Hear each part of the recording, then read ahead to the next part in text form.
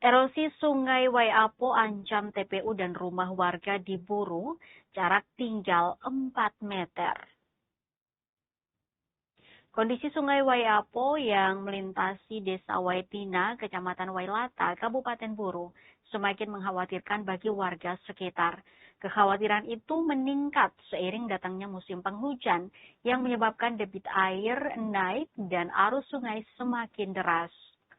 Saat dikonfirmasi tribunambon.com sekira pukul 9 pagi waktu Indonesia Timur, Jumat 21 November 2025, Ketua BPD Desa Waitina, Kastuni, mengungkapkan bahwa erosi di sepanjang bantaran Sungai Waiapo kini telah mengancam tempat pemakaman umum atau TPU, jalan poros desa, serta pemukiman warga. Jarak antara bibir sungai dan rumah-rumah penduduk bahkan tinggal sekitar 4 meter. Ia menambahkan bahwa sejak tahun 2022 hingga 2023, pemerintah desa telah mengajukan proposal normalisasi Sungai Waiapo kepada pemerintah daerah dan Balai Wilayah Sungai atau BWS Provinsi Maluku. Namun hingga kini belum ada tindak lanjut maupun realisasi dari pengajuan tersebut. Warga berharap pemerintah segera turun tangan untuk melakukan penanganan darurat maupun program jangka panjang guna mencegah kerusakan yang lebih besar pada infrastruktur dan pemukiman.